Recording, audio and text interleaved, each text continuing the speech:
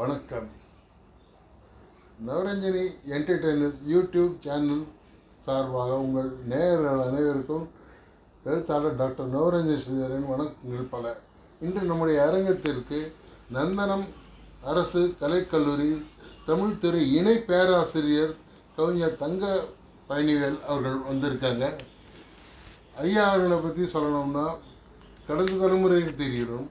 இன்று இளைய தலைமுறையில் சொல்லணும்னா எல்லா கவிஞர்களுக்குமே ஒரு வித்தியாசமான கவிஞர். கவிதைகளிலே ஆராய்ச்சி பண்ணி முனைவர் பட்டம் வாங்கின கவிஞர். ஐயா எழுதின கவிதைகளிலே எனக்கு ஒரு தாக்கம் கொடுத்த ஒரு கவிதை இருக்குது.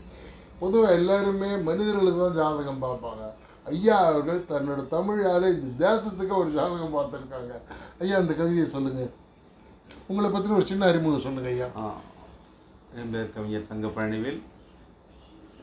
என் சொந்த ஒரு கடலூர் மாவட்டம் திட்டக்குடி இருக்கிற சிறிய கிராமம். என் தாய் தந்தைக்கு நான் மூத்த மாணவனாக பிறந்துள்ளேன். நான் படித்ததெல்லாம் சென்னை பச்சையப்பன் கல்லூரி. அங்கே தான் இளங்கலை முதுகலை ஆய்வெல்லாம் அங்கே தான் நிகழ்த்தினேன். நிகழ்த்தி இன்றைக்கி ஒரு நாடிலிருந்து ஒரு கவிஞராக உங்கள் முன் இருக்கிறேன். என் குடும்பத்தை பற்றி சொல்லணும்னா ஒரு அன்பு மனைவி திரு கேமசுந்தரி தங்கப்பயணி அவர்கள் அரசு பள்ளிக்கூடத்தில் முதுகலை வேதியியல் ஆசிரியர் இருக்காங்க. ஒரு அன்பான மனைவி. என்னை எல்லா விதத்திலும் ஊக்கப்படுத்தி உற்சாகப்படுத்தி எனக்கு ஒரு வலதுகரமாக இருக்கின்ற அருமை தோழி என்று கூட சொல்லலாம். அடுத்து எனக்கு 2 செல்வங்கள் குழந்தை. பெரிய பொண்ணு சாம்பவி, அவள் கல்லூரியில் 3ஆம் ஆண்டு ஆங்கில இலக்கியம் பயில்கிறாள். இன்னொரு குழந்தை செல்வி ராஜலட்சுமி சென்னை பள்ளிக்கூடம் ஒன்றில் +2 படிக்கிறார்கள். அருமை அருமை. இதுதான் என் குடும்ப சூழல். இந்த சூழலில் நான் எமக்கு தொழில் கவிதை, நாட்டுக்குடைத்தல், இமைப்பொழுதும் சோராதிருத்தல் என்ற என் கவிதை குருநாதர் மகாகவி பாரதியினுடைய பாதங்கள் தொட்டு என் படைப்புகளை நிகழ்த்து கொண்டிருக்கிறேன். இந்த வகையில் அன்பு நண்பர் நவரஞ்சனி ஸ்ரீதர் அவர்கள் இந்த அவருடைய சேனலுக்கு என்னை மரியாதை நிமித்தமாக நேர்காணல் மூலமாக உங்களோடு என்னை அறிமுகப்படுத்தி வைத்து அழகு பார்ப்பதற்கு அவருக்கு முதல் நன்றி சொல்லிக்கொண்டு, நான் எழுதிய கவிதைகளில் என் பார்வையில் என் கவிதைகள் அப்படிங்கிற தலைப்புகளில் உங்களோடு கலந்து கொள்ள நான் ஆசைப்படுறேன். முதல்ல கவிஞன் என்பவன் சமுதாயத்திற்கு சொந்தமானவன், சமுதாயத்திற்கு அர்ப்பணித்தவன், தன்னையே அர்ப்பணித்தவன், மெழுகாக ஊதுபத்தியாக நின்ற கவிதை எழுதுபவன். ஒவ்வொரு கவிஞனுடைய கவிதை, ஒரு சிறந்த கவிஞனுடைய கவிதைகள் ஒரு விடியல் கவிதை என்று சொல்லலாம், நெம்புகோல் கவிதை என்று சொல்லலாம். ஒரு பெரிய ஒரு புரட்சியை, ஒரு மாற்றத்தை ஏற்படுத்தக்கூடிய கவிதையை எவன் எழுதுகிறானோ அவனே ஒரு சிறந்த கவிஞன் என்று சான்றோர்கள் சொல்ல நான் கேள்விப்பட்டிருக்கிறேன். நான் என் கவிதைகள், எனக்கு பிடித்த கவிதைகள், என் மனதை ரொம்ப பாதித்த கவிதைகள் நிறைய இருக்கின்றன.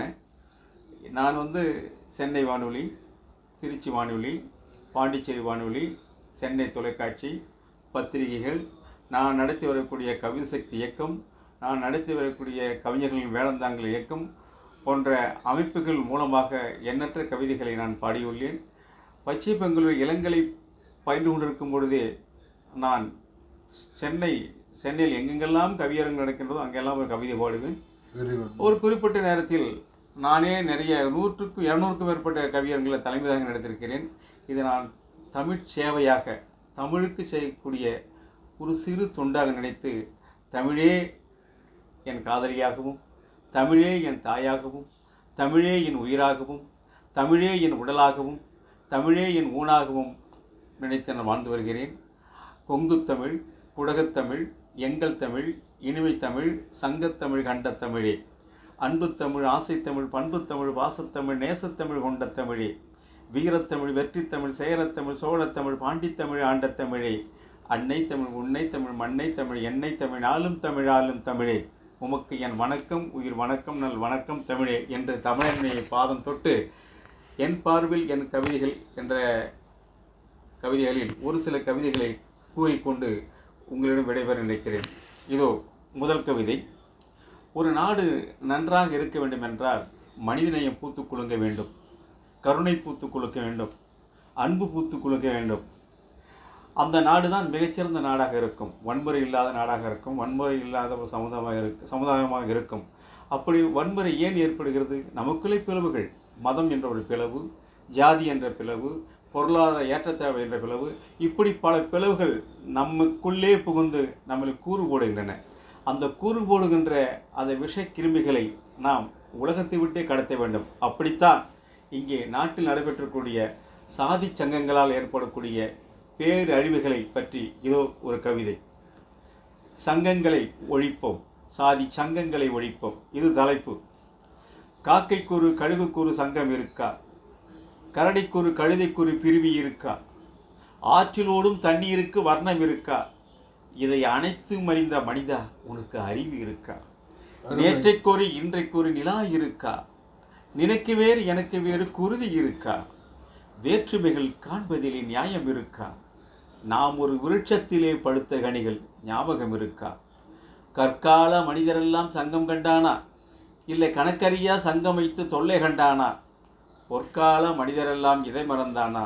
தன்னையே, தன் மனித இனத்தையே புதைகுழியில் தள்ளிக்கத்தான் சங்கம் கண்டானா? சாதி சங்கம் கண்டானா? மத சங்கம் கண்டானா? சங்கமதை ஒழித்துவிட்டு சங்கமமாவோம், சமுதாய சந்தையிலே ஒற்றுமை காண்போம், எங்கள் இனம் மனித இனம் என்றே சொல்லுவோம், கண் எதிரே வரும் சாதிப்பேயை மதப்பேயை தூக்கிலிடுவோம், தூக்கிலிடுவோம், தூக்கிலிடுவோம். அருமை ஐயா. உங்கள் கவிதையிலே உங்களுக்கு ஒரு தாக்கம் ஏற்படுத்து. கண்டிப்பாக அந்த கவிதை சொல்லுங்க ஐயா. அதாவது கருவறைக்குள் ஒரு குழந்தை என்கின்ற கவிதையானது என்னை பாதித்த கவிதை. இந்த சமுதாயத்தில் இருக்கக்கூடிய இன்னல்கள், இடர்பாடுகள், வேற்றுமைகள், அநீதிகள், அக்கிரமங்கள், பல்வேறு பிளவுகளால் மனிதம் பிளவுபட்டிருக்கின்ற சூழ்நிலைகள், இவையெல்லாம் பார்த்து என் உள்ளம் கொதித்து எழுந்து கருவறைக்குள் ஒரு குழந்தை கவிதை சொல்வதாக, அதனுடைய கருத்து சொல்வதாக இந்த கவிதை அமைந்துள்ளது. இதோ கவிதை. கருவறையில் தனியறையில் காலம் கழிக்க விரும்புகிறேன், மரணம் வரும் வரையில் அது வரையில் இங்கே வாழ விரும்புகிறேன், பொய்யுலகில் பொய்யருடன் பொழப்பு நடத்த விரும்பலை, இந்த மெய்யுலகில் வாழ்வதற்கு என் மனமும் வெறுக்கலை, அடுத்தவரின் சொத்தை வைத்து ஆட்டம் போட விரும்பலை, பிறரை கெடுத்து வாழும் கூட்டத்தோடு கூட்டிச் சேர விரும்பலை, கள்ளங்கவடம் மனிதர் முன்னே கண் விழிக்க விரும்பலை, எந்த உள்ளம் பூமி வந்து உருக்குலைய விரும்பலை, சாதி மத சங்கங்களில் சங்கமமாக விரும்பலை, சாதி மத சங்கங்களில் சங்கமமாக விரும்பலை, தீய ஆதி மூட பழக்கத்திற்கு நான் அடிமையாக விரும்பலை, கண்டவனுக்கு சலாம் போட்டு கையேந்திட விரும்பலை, அண்டி வாழும் ஆட்டை போல ஒண்டி வாழ விரும்பலை, அண்டி வாழும் ஆட்டை போல நான் ஒண்டி வாழ விரும்பலை, வெள்ளை வெட்டி கட்டி கொண்டு வேஷம் போட விரும்பலை, வெள்ளை வேட்டி கட்டி கொண்டு வேஷம் போட விரும்பலை, எல்லையில்லா ஆசைப்பட்டு இம்சைப்பட விரும்பலை, கட்சிகளுக்கு கொடியை தூக்கி கண்ணீர் விட விரும்பலை, எந்த பச்சோந்திக்கும் நான் என்றும் தொண்டனாக விரும்பலை, எந்த பச்சோந்திக்கும் நான் என்றும் தொண்டனாக விரும்பலை, மானமிழந்து மதிவிழந்து மண்ணில் வாழ விரும்பலை, மானமிழந்து மதியிழந்து மண்ணில் வாழ விரும்பலை, உபதேசம் பேசி பேசி ஊறக் கெடுக்க விரும்பலை, மது மங்கை தேடி ஓடி மயங்கு சாக விரும்பலை, மது மங்கை தேடி ஓடி மயங்கு சாக விரும்பலை, நிலையில்லாத வாழ்வை நானும் ரசித்து பார்க்க விரும்பலை, குண்டு சக்தி சுயநலத்தில் குதிரை ஓட்ட விரும்பலை, ஈனமான ஜன்ம முன்னே நான் இணைந்து வாழ விரும்பலை, ஈனமான ஜன்ம முன்னே நான் இணைந்து வாழ விரும்பலை, பணங்காசு கொடுத்து நானும் பட்டம் வாங்க விரும்பலை, பதவி மேலே ஆசை வச்சு பத்தயம் இழக்க விரும்பலை, நோய் நொடுக்கி இன்னலாகி நொந்து சாக விரும்பலை, சொந்த பந்த சுடுகாட்டில் வெந்து போக விரும்பலை, சொந்த பந்த சுடுகாட்டில் வெந்து போக விரும்பலை, பகட்டு வேடம் போட்டு நானும் பண்பை விற்க விரும்பலை, காசை வைத்து பூசை செய்யும் கடையனாக விரும்பலை, எங்கும் எதிலும் ஏற்றத்தாழ்வு சீச்சி இது பிடிக்கலை, எங்கும் எதிலும் ஏற்றத்தாழ்வு சீச்சி இது பிடிக்கலை, நல்ல சமத்துவம் தான் என்று வரும் அது வரமாதிரியும் தோணலை, நல்ல சமத்துவம் தான் என்று வரும் அது வர மாதிரியும் தோணலை. அதனால் 10 மாதம் கருவறையில் பதுங்கி வாழ விரும்புகிறேன். 10 மாதம் கருவறையில் பதுங்கி வாழ விரும்புகிறேன். அந்த 10 மாதம் கடந்த பிறகு செத்து பிறக்க விரும்புகிறேன். அந்த 10 மாதம் கடந்த பிறகு செத்து பிறக்க விரும்புகிறேன். மகிழ்ச்சி. ரொம்ப சிறப்பான கவிதை. கவிஞர்களுக்கு எல்லாருக்குமே காதல் அப்படிங்கிற ஒரு விஷயத்தில் ஈர்ப்பு இல்லாத கவிஞர்களே கிடையாது. ஐயா, நீங்கள் காதல் பற்றி என்ன கவிதை எழுதியிருக்கீங்க? ஐயா, காதல் என்பது இப்போ அந்த காலத்தில் காதல் என்றாலே அது ஒரு பெருமை நினைத்த காலம். ஆனால் இப்போ காதல் என்றாலே சமூகம் சிறுமையாக நினைக்கின்ற காலம் அங்கே வந்து விட்டது. ஆனால் என் குருநாதன் பாரதியார் அவர்கள் காதல் காதல் காதல் காதல் காதல் போயின் சாதல் சாதல் சாதல் என்று சொன்னார். காதல் என்பது ஒரு ஆணும் ஒரு பெண்ணும் நேசிப்பது தான் காதல் அல்ல. காதல் என்பது ஒரு மனிதன் மரம் புல் பூண்டு மரம் செடி கொடிகள் எல்லாத்தையும் நேசிப்பது ஒரு காதல் தான். அருமை அருமை அருமை. உலகத்தை நேசிப்பது, சமுதாயத்தை நேசிப்பது, எதிரியை கூட நேசிப்பது ஒரு காதல் தான். எதிரி நாட்டை கூட நேசிப்பது ஒரு காதல் தான்.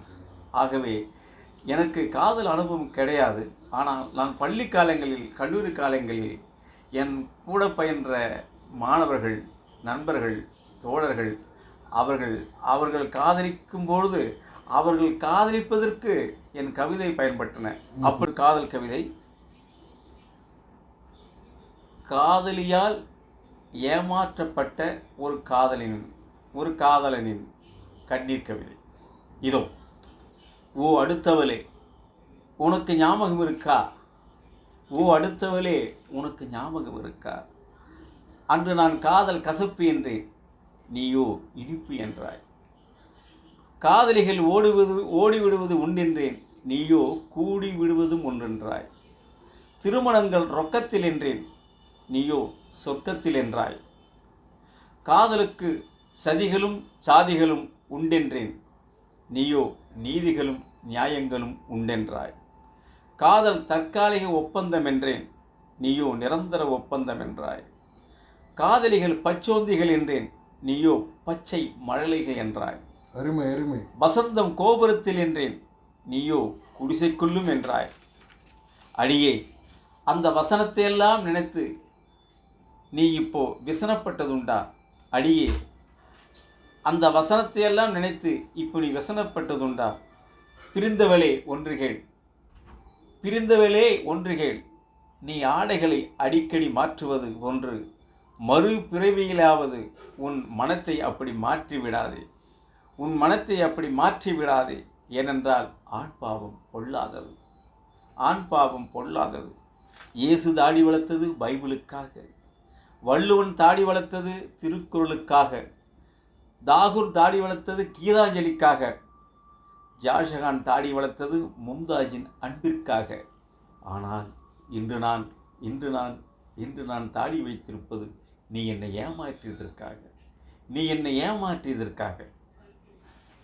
ஐயா, தங்களுக்கு இருக்கிற 1008 வேலைகள் நெருக்கடிக்கு இடையிலேயும் நம்ம அரங்கத்துக்கு வந்திருந்த ஒரு சிறப்பான கவிதைகளை தந்துங்க.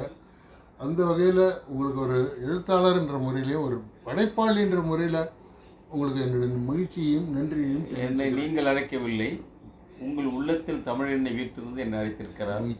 அந்த தமிழெண்ணெய்க்கினுடைய வேண்டுகோளுக்கிணங்க, ஆணைக்கிணங்க இங்கே உங்களுடைய யூடியூப் சேனலில் கலந்து கொண்டு கவிதை பாடிக்கிறேன். எனக்கு இந்த வாய்ப்பை தந்து என்னை ஊக்கப்படுத்தியதற்காக உங்களுக்கு மீண்டும் என்னுடைய நன்றியை தெரிவித்துக் கொண்டு, வாசகர்களுக்கும் என் நன்றியை பணிவான நன்றியை தெரிவித்துக் கொண்டு விடைபெறுகிறேன். நன்றி, வணக்கம். வணக்கம் ஐயா. நல்லா